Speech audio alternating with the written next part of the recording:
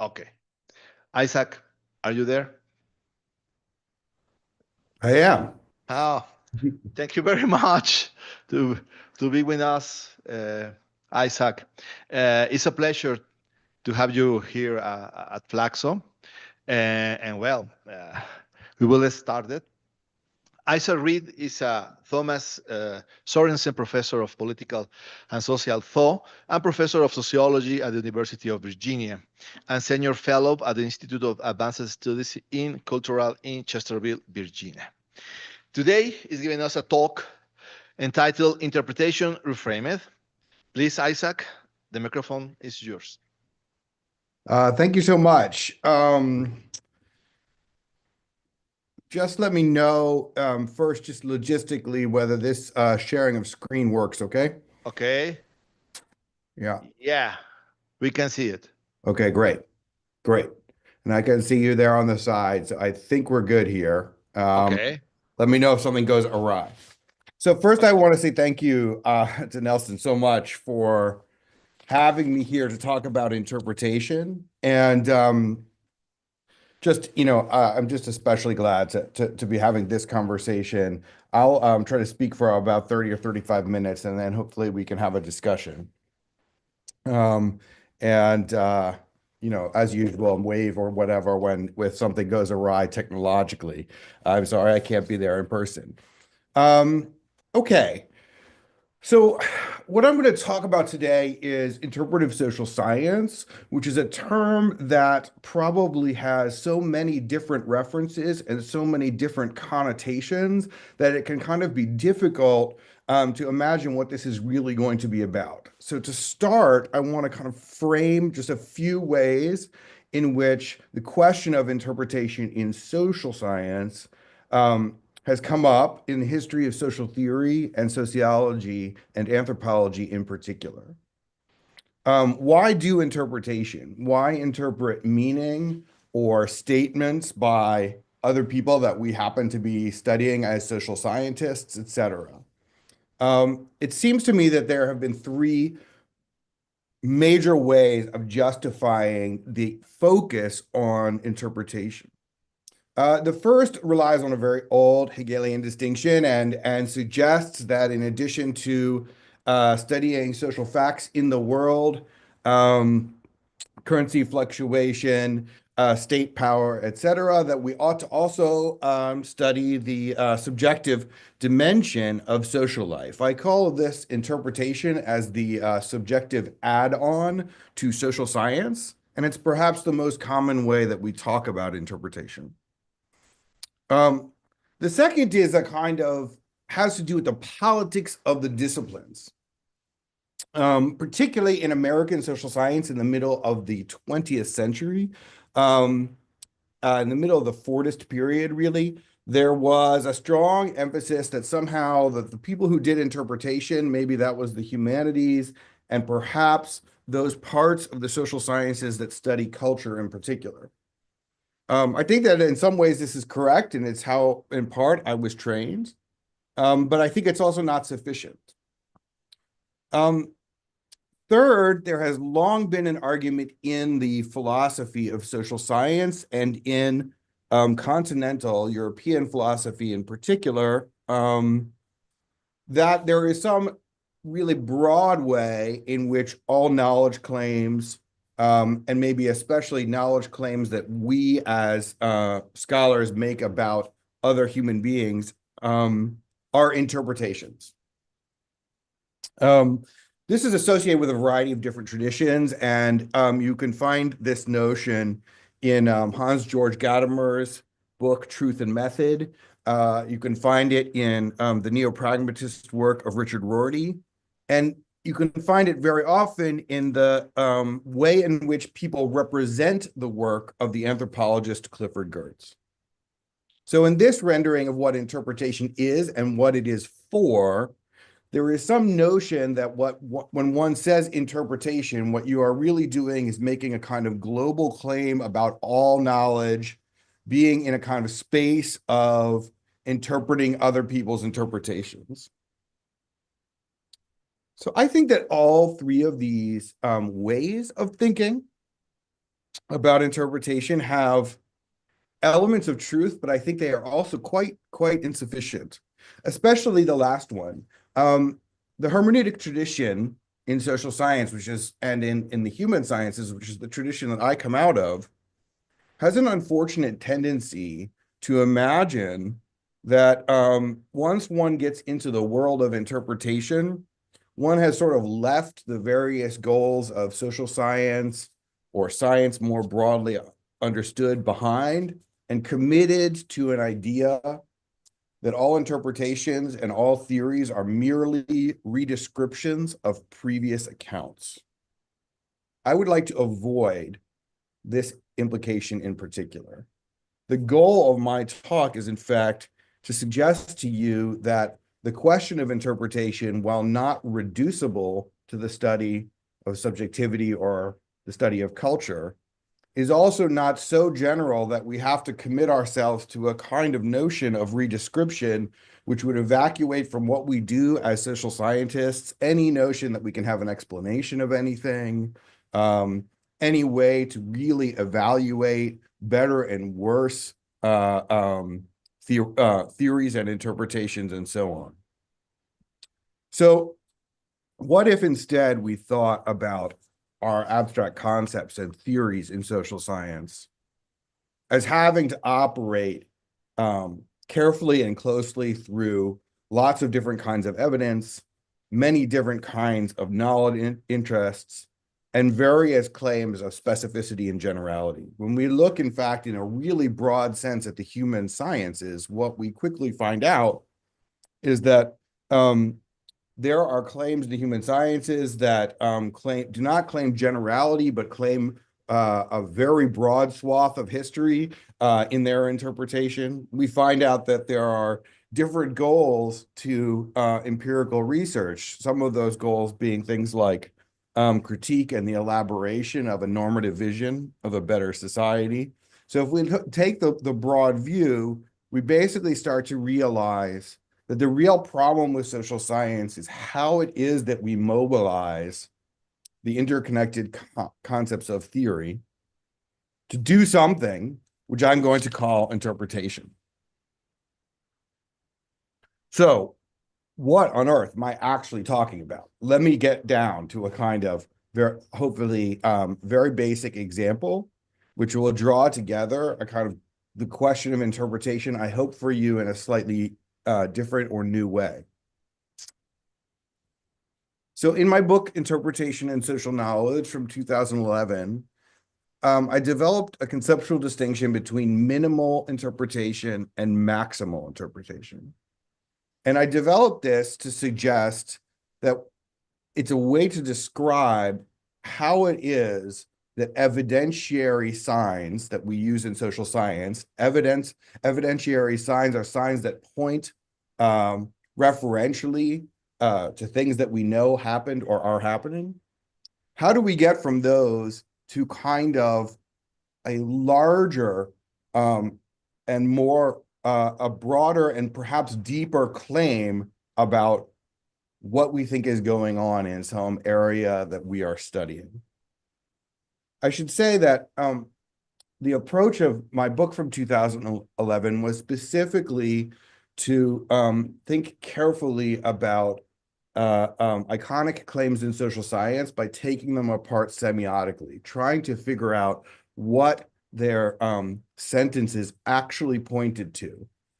And the basic idea behind that book was that, of course, all language has both symbolic and connotative and also referential dimensions, but that there are variations in the signs in social science in the degree to which they are referential or more abstract and referencing other concepts. So here's one example. Imagine yourself as an ethnographer at a playground. You could utter the words or put them into a text that you are writing that there are some children playing. I want to emphasize that this is already an interpretation. However, even as an interpretation, I want to say that it's a minimal one I can imagine that you could get a lot of different social scientists to agree with your interpretation. Of course, one would have to have a discussion about what the word play means in different languages and in different settings. We could have a large argument about whether the phenomenon of children playing is or is not a human universal. But I'm going to still say that there's something very referential about making that claim, something that approaches something like an interpretive fact. So imagine then going up to the other statements, which I hope you can see here. Those children are playing a competitive game. Those children are playing a competitive game, enacting masculinity and femininity as understood in the U.S. South. I currently work at the University of Virginia, and I'm from the southern state of North Carolina. So I think I understand those things. That's why that example is there. Okay, and then finally, those children are playing a competitive game, enacting masculinity as femininity as understood in the U.S. South, and in so doing, performatively constituting themselves as gendered subjects. What has happened when we have gone from the first statement all the way up to the fourth one? I would say that what's happened is that many abstract concepts which have reference to other abstract concepts in the world of social science, broadly understood, have been brought into the text. And in so doing, they have added layers of meaning, and they have also made the claim in some sense much less easily verifiable via reference. So I think this core distinction between minimal and maximal interpretation describes, in my view, what actually happens when people use theoretical words in social science. Okay, so fun fact, when I was working out this idea of minimal and maximal interpretation, the example I had in mind was not the example of children playing on a playground, but the difference between these two statements, because I was trained in historical sociology. So in historical sociology, everyone is obsessed with the French Revolution as the model case for massive social change. And I would point out to you as a kind of indication of the version of complex interpretation that I am trying to describe, the difference between these two statements.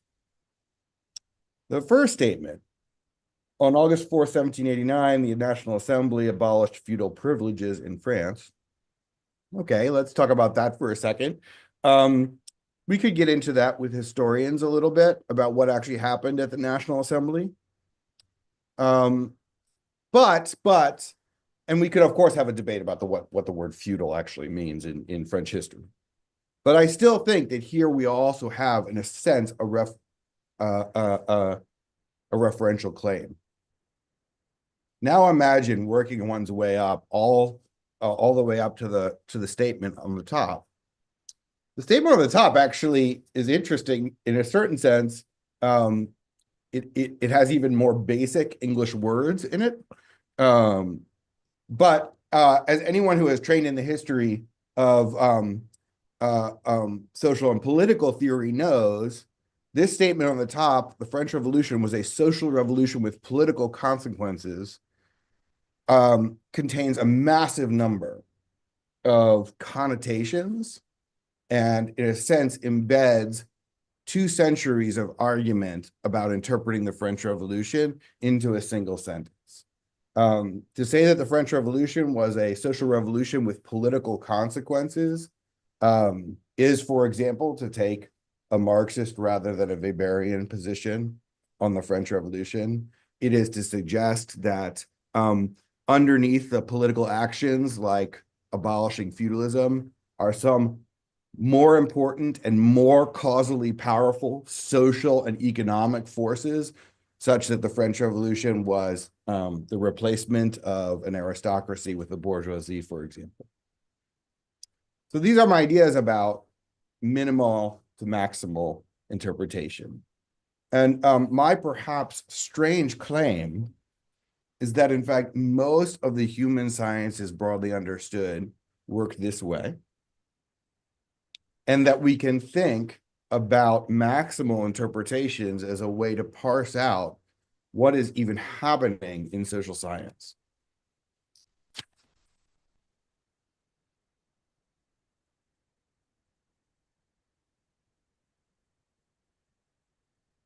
So if anything that I've said in the last 10 or 15 minutes is compelling to you at all, we might take the next step and ask whether this is a way to think about what is happening in various different kinds of social scientific writing. And in my book, I described three epistemic modes: normative, realist, and interpretive. But because I'm trying here specifically to kind of reserve interpretation as something that needs to be reframed, I'll just briefly call them normative, realist, and phenomenological, hermeneutic, and semiotic as ways that people have of using theory. So what are we actually talking about? Well, I wanted to say that here's a maximal interpretation for you, one that's in a normative register. The picture on this slide is supposed to reference it. So a very long time ago, the German critical theorist Jürgen Habermas claimed that in 18th century coffee houses, people got together to talk about the news. And he did some historical research into it, examined coffee houses in England, France, and Germany. And in them, he found something which he called the rational kernel of the public sphere. Habermas, of course, realized that the coffee houses of the 18th century in Europe were highly exclusive places. In particular, they excluded the working classes. And in a broader way, of course, if we look at the whole globe, they were incredibly exclusive places. Nonetheless, Habermas spent some time with the history of coffee houses so that he can build a really broad normative interpretation of the public sphere as the basis for a democracy. This is what I would call a normative maximal interpretation of the 18th century coffee house. We have a set of interpretive facts, what people were doing in the coffee houses. You can infer them by looking at archival evidence. You can get into arguments about them. But of course, in his book, Jürgen Habermas goes very quickly up the ladder towards high democratic theory and Immanuel Kant, etc. One could, of course, look at my own discipline of historical sociology and say, well, actually, what we see in my discipline is not normative interpretation, but realist interpretation. What people have tried to show in historical sociology over and over again is that modern states come from a contest over power that can be described very parsimoniously in terms of coercion and capital. The essence of my subdiscipline of historical sociology is really to look at states and societies. So I want to suggest that at least just a little bit that we might think about the human sciences as variably divisible in these ways. And of course, the third one here is my way of talking about the cultural turn in social science. The use of phenomenology and hermeneutics and semiotics to try to build up our toolkit for understanding how cultures make meaning. I could go on at some great length about all of these things, but what I want to get to today is at least one version of sort of who cares about all this epistemology. Why? Why does this matter?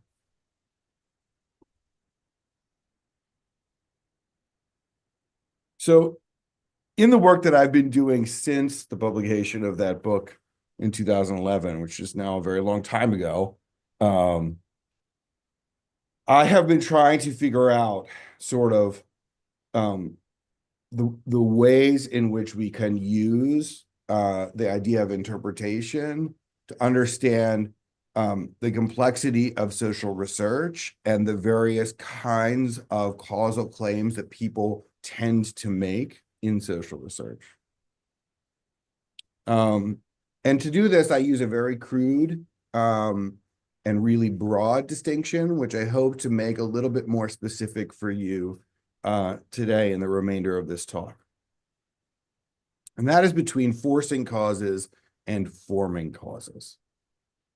In some broad sense, the history of social science could be said to be a kind of attempt to really grasp at efficient causality in a way that would kind of render the social sciences closer to the natural sciences than to the humanities. This is itself a somewhat strange project because the very division of the faculties of the university into the natural sciences, the social sciences, and the humanities is a quite recent phenomenon and has a very, very particular history. But that aside, let's compare forcing causes to forming causes. Let me start with a basic idea. The idea of a forcing cause is basically the idea of push and pull.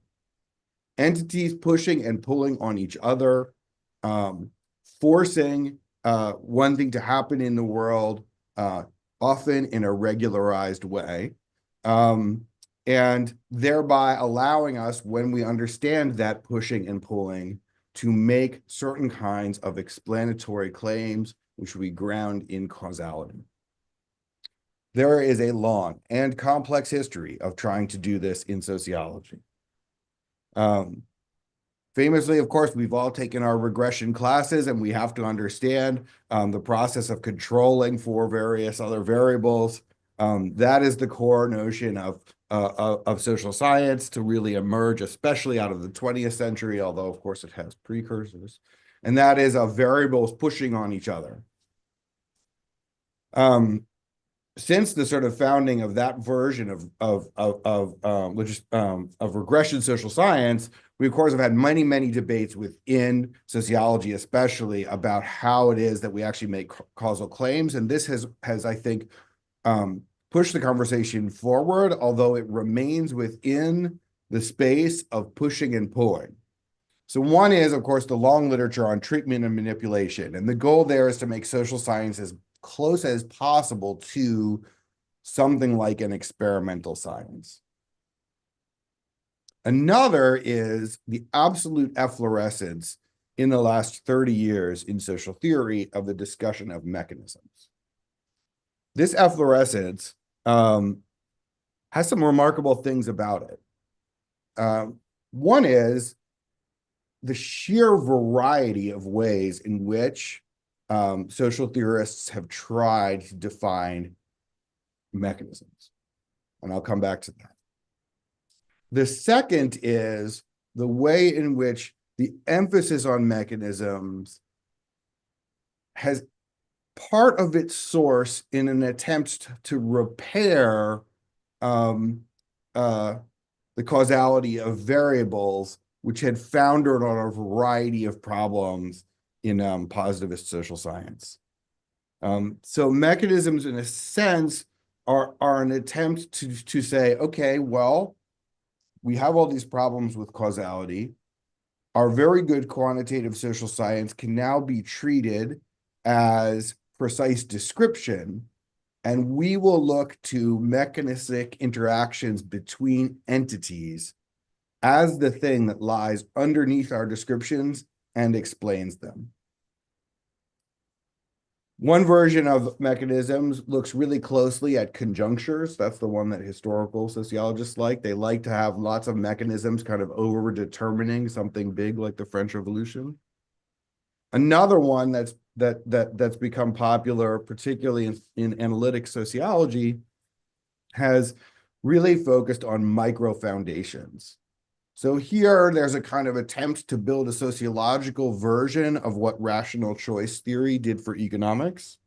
That is, if you imagine every actor as having desires, beliefs, and opportunities, then you can imagine them as fixed entities bumping into each other in various ways and providing you a set of kind of interactive mechanisms that will explain a wide variety of outcomes.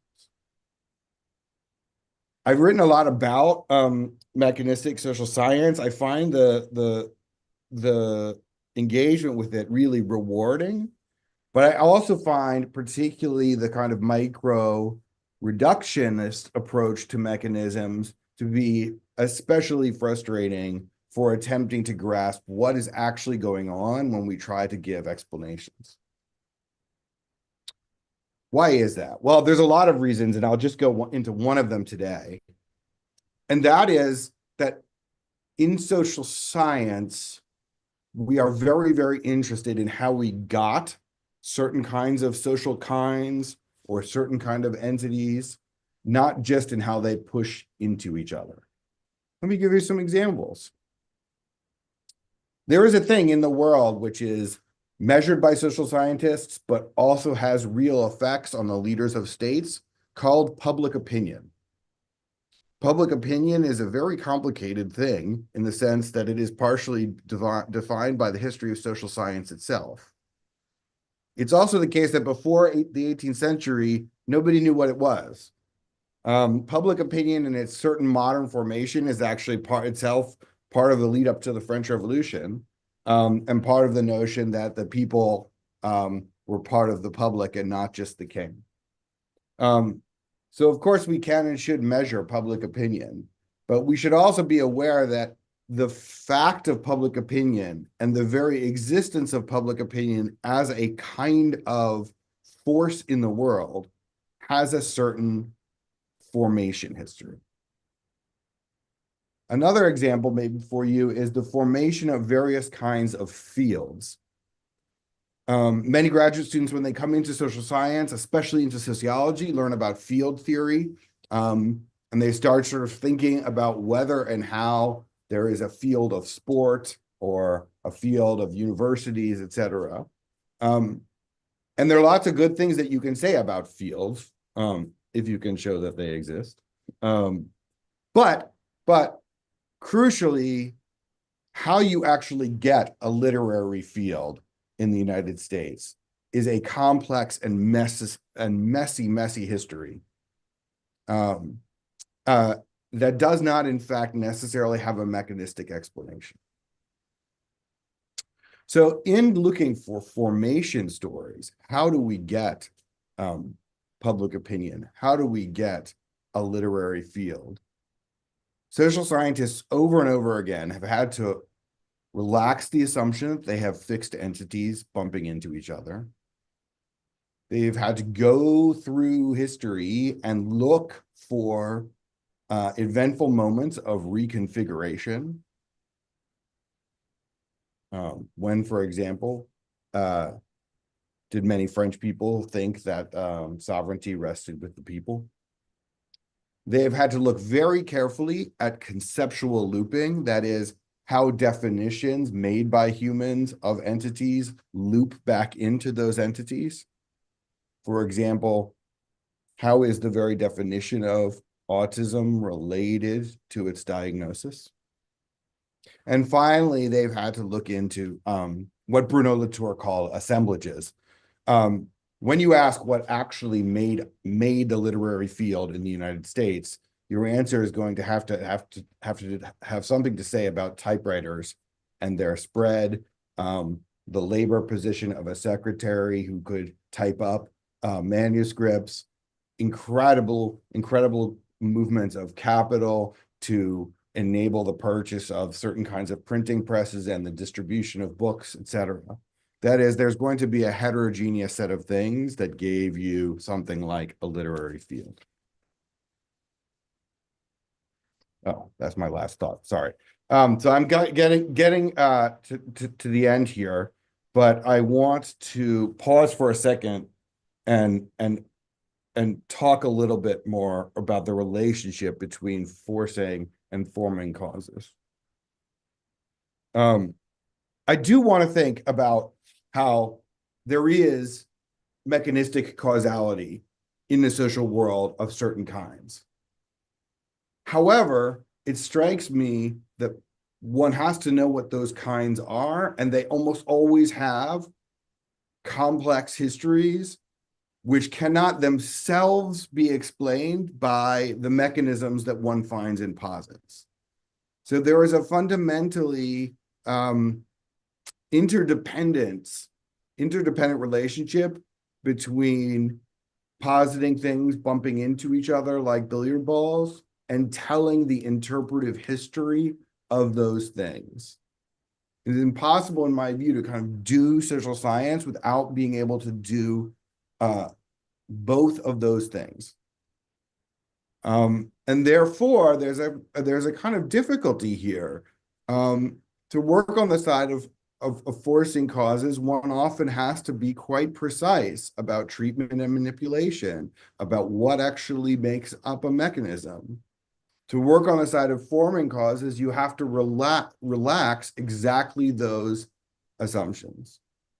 So it is my view that this is why social science itself is so contested and complex, because as we reach for maximal interpretations that we want to call explanations, we run into this world of forcing and forming causes.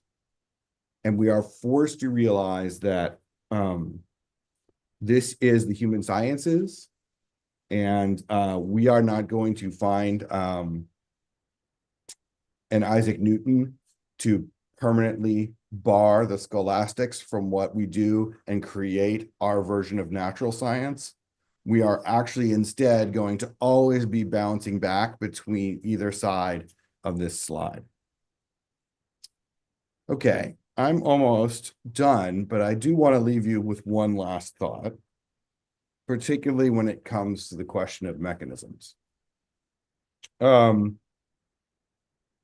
we go from mechanisms as a central operation of the philosophy of social science, a central question for the philosophy of social science for the last 30 years, to the question of the mechanistic as we go forward in 21st century social science? The question of the mechanistic, what do I mean by that? I want a historical sociology combined with an ethnography, combined with an aesthetic sociology that can help us explain how, when, and where the world becomes a certain kind of mechanistic. This would be a inventive interpretive sociology that would try to grasp the coming into being of various pockets of regularized social formations. I've tried to write a few papers about this, but I want to leave you with this. This question of the mechanistic, I think, is going to be very important. As a piece of evidence for that, I offer you the picture on this slide, which is what happened when I asked Anthropic's AI, Claude, to draw me a picture of Max Weber. So with that, I welcome your questions and discussion. And Nelson, thanks again for inviting me.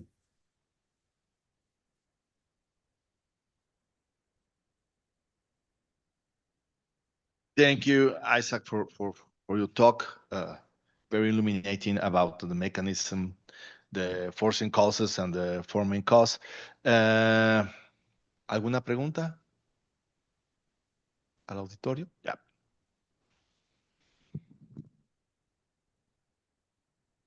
We have one question.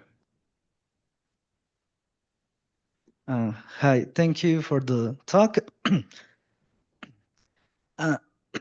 Sorry about that. I had a question and kind of like a suggestion. I believe, well, it's not a suggestion as you to take, but like a thought suggestion. But first, I find it confusing between the minimal and maximal interpretation. Where does the term of description lies?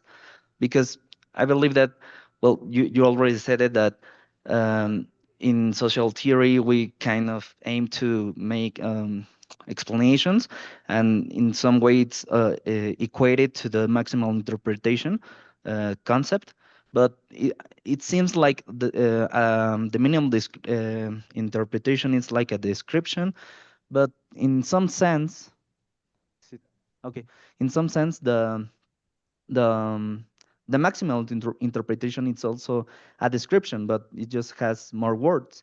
And I also want to use the analogy of, I don't know, like natural sciences, like thinking about botanical plants, or, well, yeah, the science of plants or something like that, that as long as you add the concepts, there's a tradition as well of concepts, you kind of describe better the object that you have in front of you, but you don't explain it in some sense. So how does it compare to describe an object in natural sciences, and well, I believe maybe a phenomenon in social sciences? And the other thought is about, can we call, now that we have artificial intelligence, if we ask a question about, I don't know, like, can you give us the latest interpretation maybe of any social phenomenon? Can we call that an interpretation, or does it has to come from a very specific person, or it has to come from a tradition, or who gives an interpretation? And yeah, thank you. Great questions. Really, really two questions there. The first one is a really big one because the first one itself has two questions within it. Let me answer it in the following way. I do think that as you go from the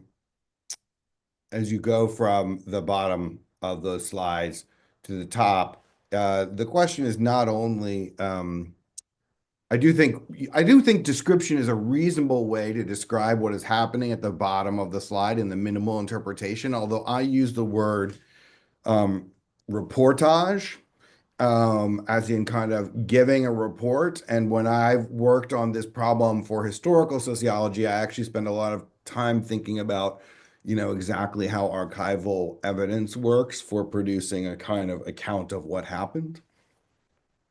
So what I would say is then, as you go up from description towards maximal interpretation, if we want to use description in that way, I don't think you just add more description. I understand that is an interpretation that's out there of what Clifford Geertz was doing, and I don't think that that's right. Because I think that what happens as you go towards a maximal interpretation is not only that there are more words, there aren't always more words. I mean, the French Revolution was a social revolution with political consequences. It's a very short sentence. What happens is the addition of abstraction. And that's what we see in the move towards maximal interpretation is we find words whose abstract meanings more and more exceed the evidence at hand. That's what makes a maximal interpretation. That's what makes it maximal, is the weaving into interpretation of more and more abstractions whose very meaning for the social investigator comes from the way that those abstractions have been used in certain traditions of interpretation. So my argument is that theory works to help create theory and evidence fused together well, creates a maximal interpretation. But that only works because we know the meanings of theoretical terms from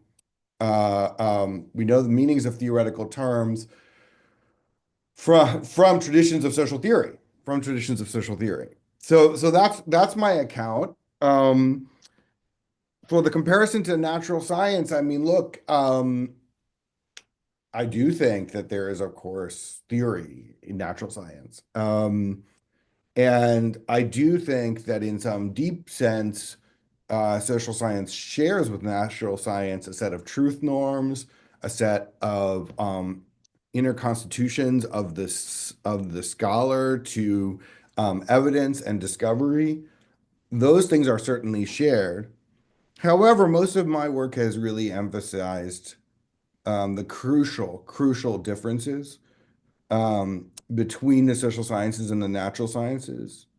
And in my kind of approach, what's really sort of important to understand is both historicity and context specificity when building explanations. So what I would say about that is that I think that both natural scientists and social scientists give explanations by answering why questions. But I think the way that they answer those questions is by mobilizing theory and its relationship to evidence in a completely different way.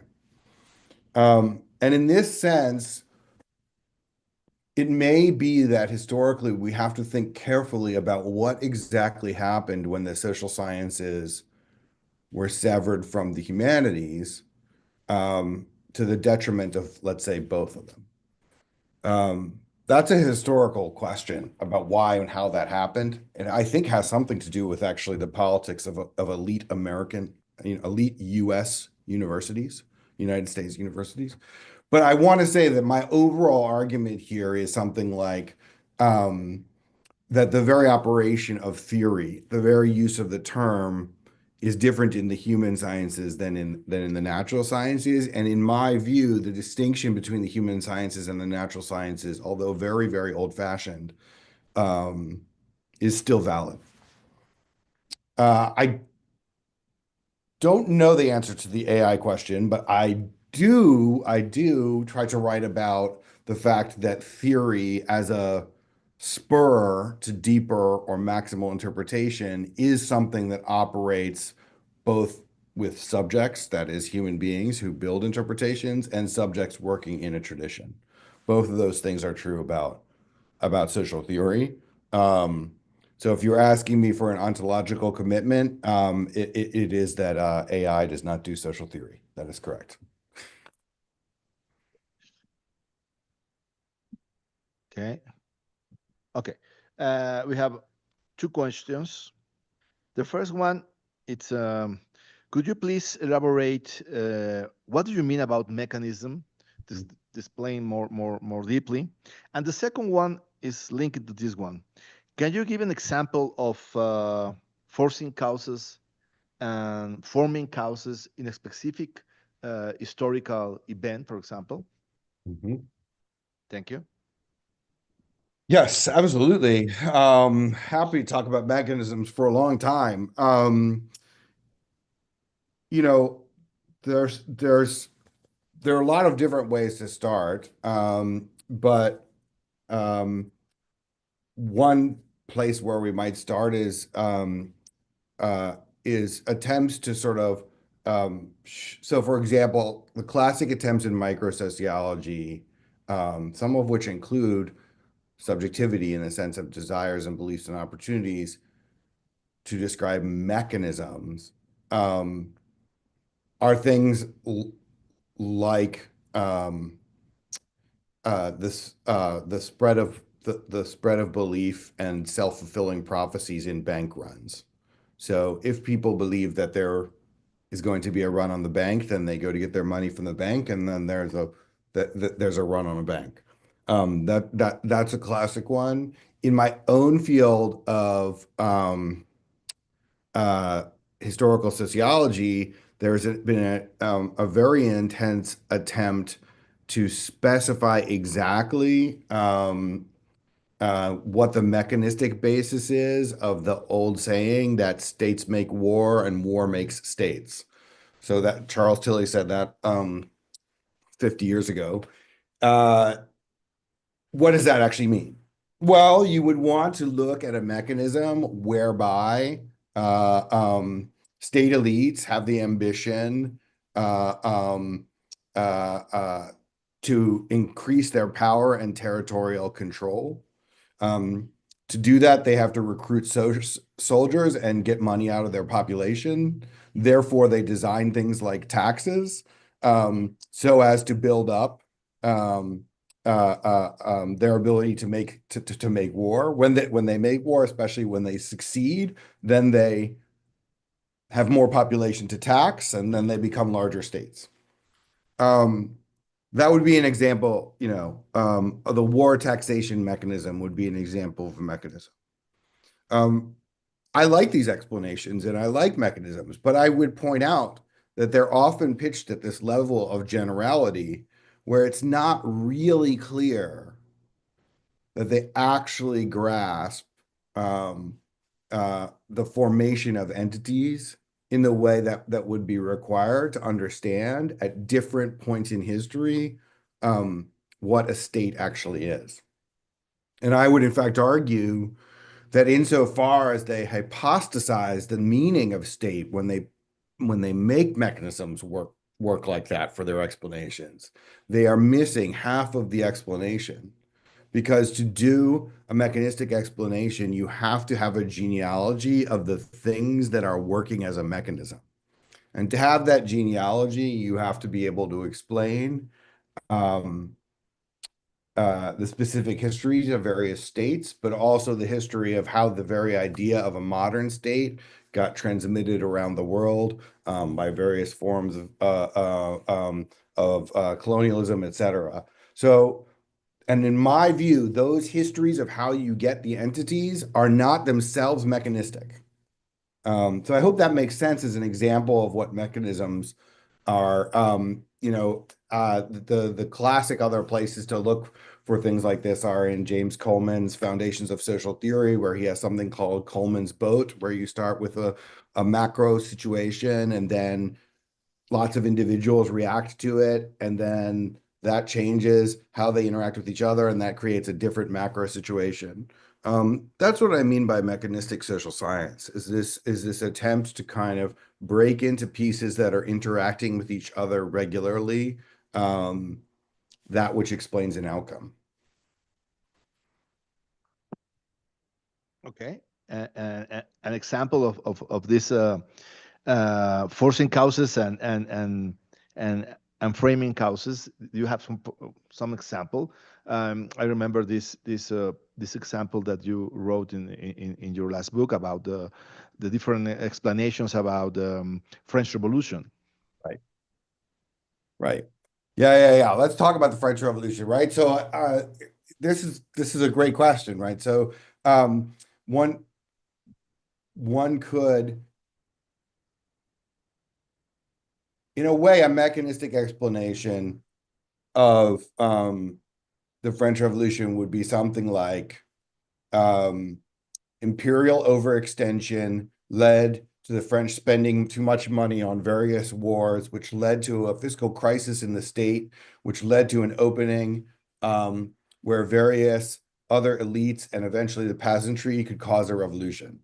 That is, the fiscal crisis of the French state creates the conditions for multiple sovereignties, and that's what you call a revolution. What does this leave out? Well,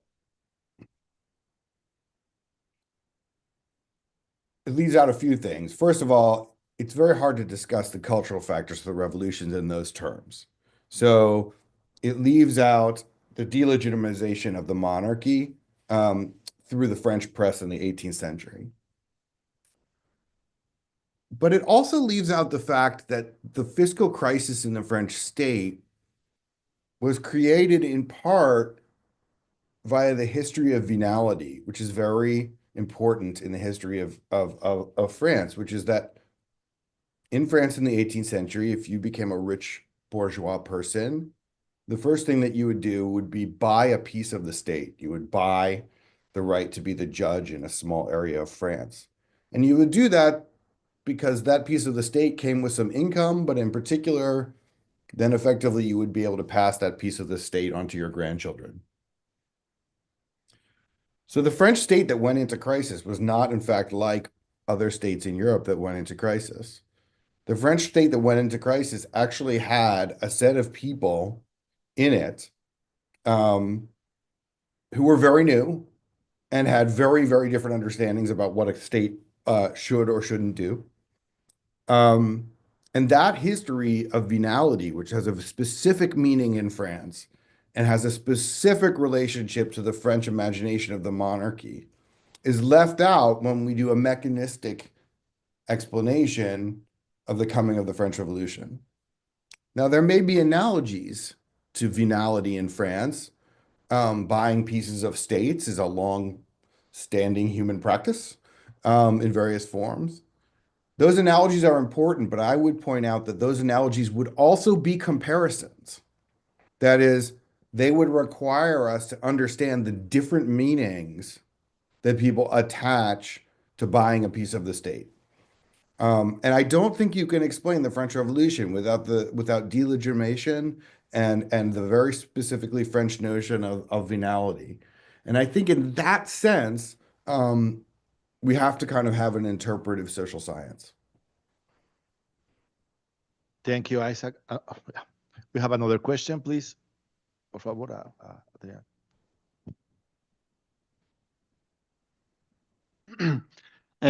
Thank you, Isaac, for your presentation. So my question was related to, let's say, the relationship between literary interpretation and social interpretation. I was reading your article, Social Theory and Overinterpretation. And what caught my mind in relationship with your conference as well, was basically, I'm going to read the question. Well, what would you say is the role of fiction in the creation of formation stories, of historical events? I'm thinking of, for example, Hollywood's reading of World War II, and let's say an interpretation and then a reconfiguration of this reading in movies about the U.S. participation in the war, for example, and how these movies created a new interpretation of this historical event. A great question. But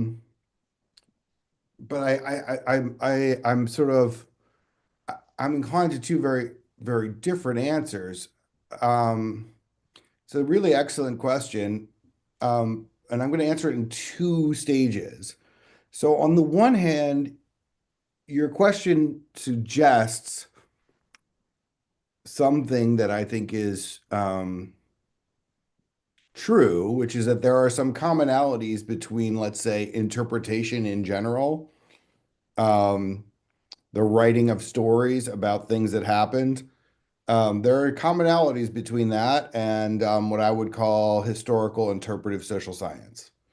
So it is certainly true that in some sense, there is the world from which social scientists draw their interpretation includes the world of fictional stories that they live in. It's absolutely true, and you could actually come up with lots of interesting examples. For example, I think that probably like some subset of the social scientists who wrote about bureaucracy in the 20th century probably had the stories of Franz Kafka in mind when they were doing so. So in a certain sense, you're right. But in another sense, of course, I would mostly be inclined to take the movies about the war as an object of inquiry in social science. And although I love very much my friends who are screenwriters, I do not think that a scriptwriter or a director, at least not in Hollywood in the 20th century, has the same responsibility to the indexical signs of evidence as a historical social scientist does. So what I would say is that works of fiction that have a historical basis, like Hollywood war films, in a sense, are not in quite the same kind of regime of interpretation as historical social science is. Because in a sense, if you're a film director making a World War II film, the tenure board is Paramount Studios, which cares about how much money you made. And I think that that's not true for historical social science, because there is a regime of requiring that maximal interpretations have some relationship to the minimal interpretations they're based on. And many of the most intense struggles in interpretive social science are about the degree to which things are a misreading of the evidence. So in that sense, I think that interpretive social science is, of course, also an exercise in narrative and, in a certain sense, an exercise in creative interpretation.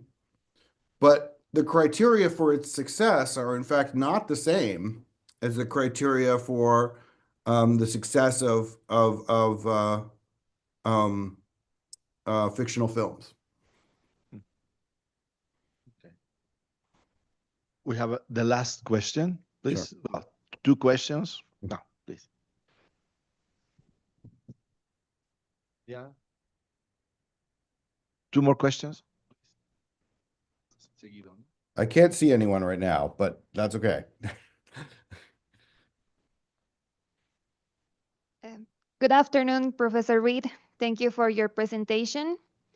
And I like to ask if there is a connection between the maximal interpretation scheme and your analytical proposal of landscapes of meaning, or how can we relate it?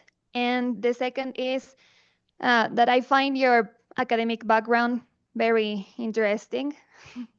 So, as someone with a bachelor's degree in mathematics, I am curious about how this has influenced your approach to the cultural and historical sociology. Thank you for your presentation once again. Sorry, go ahead. Go ahead, Nelson. Thank you, Professor Reed. And again, congratulations for your lecture today. Thank you. And my question is about if I am understanding well what you mean by forcing causes and forming causes. By forcing causes, do you mean that you are giving a single cause or a single variable all the weight to explain something that you observe in society? And by forming, do you mean that you are trying to develop a very detailed and multiple causality or factors that explain a specific case in society? If the answer is yes, I would ask then, shouldn't we thinking about finding causes, not forcing them, not forming them, but finding in both cases, right? Because we are trying to understand what we see in society, but there are different ways to approach that, and I would say that both are valid. But we must be very conscious about what can we explain with a specific question as of what causes something, and what can we explain when we change the question and we think about why does that happen or how does it happen. All those questions are valid, and all of them are knowledge. But and all of them would be different ways to find an answer or answers. So that is my question, if I am understanding well what you mean by forcing and forming. Thank you. Thanks for the question. I'm going to answer sorry, are there more, Nelson? Sorry. Go ahead. Okay. So I will answer the second question first. So that's not exactly what I mean by the distinction. So I think that what I really mean is, so I think that there are formats of forcing causality that have pushing and pulling of fixed entities with attributes that are singularly causal, and there are some that are multiply causal. Especially in the mechanisms literature, what social scientists love to do is say, well, there were these 3 mechanisms present, and one of them canceled the other one out, so then the third one explains it. So there's lots of multiple causality. And of course, I mean, the essence of variable causality is multiple regression. So I think that the notion of multiple causality fits well within the forcing cause framework of what I would call elaborated positivist social science. And it's important.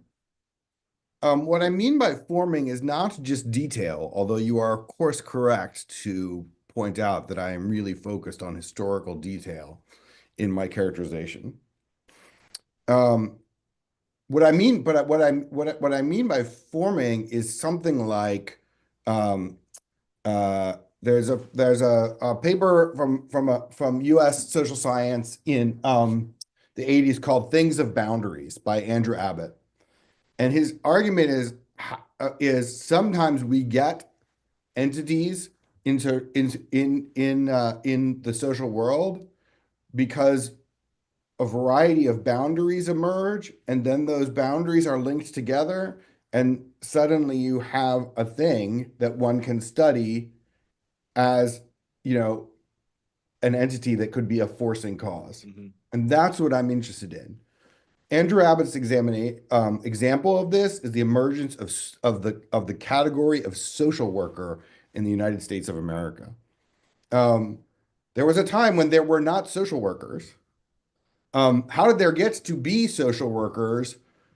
Well, all these boundaries had to be drawn, and then the people who are left inside the different boundaries became the entity, which is now a thing that you can get a degree in, et cetera, social work.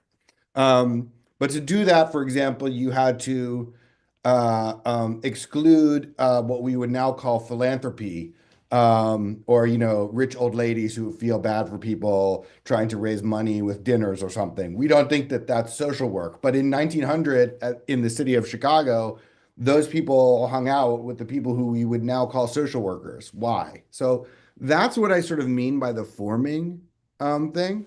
I certainly agree with the last thing you said, that all of these are sort of valid forms of knowledge. On to the excellent question of landscapes of meaning. So what I really wanted to show in interpretation and social knowledge is that those sociologists that were kind of in the game of painting landscapes of meaning, and Professor Boteo in his review of my book showed this better than I showed this in the book itself. I just want to say that was better described. So those sociologists who are painting the landscapes of meaning on which action took place were also engaged in producing maximal interpretations. They were also using theory, abstract concepts. They were also going from minimal to maximal interpretation. They were doing it in a different way than in the standard realist social science. But they were, in fact, in landscapes of meaning. Landscapes of meaning are a maximal interpretation, and that was, in fact, kind of the whole goal of the book. So thank you for asking that, because it's exactly what I was trying to go for. If anything has been done not right by me in a sense, my focus on mechanisms has been too strong since writing the book, because the most important thing to do is to try to see how to paint landscapes of meaning better. The question about my background, excellent question. I don't know whether I would give the best interpretation of myself. I suppose I can tell you my experience. So I am the son of a mathematician and the grandson of two refugees, one of whom was a natural scientist and one of whom was a kind of literary intellectual.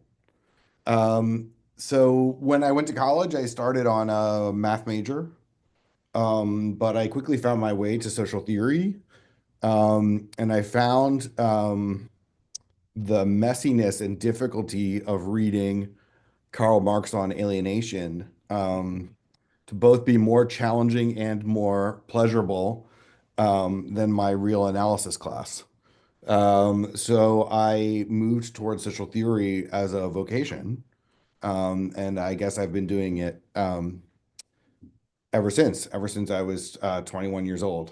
In my own self-interpretation, this has to do with the spirit of my grandmother, who I did not know very well because she died when I was young, but who herself was a bit of an interpretivist, ranging across books in social science and literary fiction, and in that sense has always kind of remained a sort of familial inspiration for me. The last thing I'll say about this is I did have a lot of experience with mathematics and natural science when I ventured into graduate school in sociology, and I was quite deliberate. And to me, it was quite clear that even though we've learned all this, of course, from the social studies of science and STS, and even though, of course, science is not the idealized, natural science is not the idealized thing that it was given to us by philosophers in 1940, despite all that, I do have to say that my experience in mathematics and natural science in my education did help convince me that something really different is happening in social science and the humanities. And that is a part of my kind of understanding of the world. I did spend time as a young student with Richard Feynman's diagrams in physics. And I did, that does influence my sense of the distinction between the human sciences and the natural sciences. So thanks for that question. I hope that answers it. Okay. Thank you, Isaac. Thank you for your talk. We enjoyed it a lot. And thank you very much to get some time for us. And that's it. Applause. Thank you. Applause, okay? I want to applaud the questions. These are really, I would like to applaud the questions. These are really excellent questions and really show a deep engagement with my talk and my work, and I really appreciate it. I take on board sort of as I'm trying to do this interpretation reframed, that I need a much more specific rendering of mechanisms. So the next time I go give a talk somewhere, I will have this group to thank for really excellent questions, and I really appreciate it.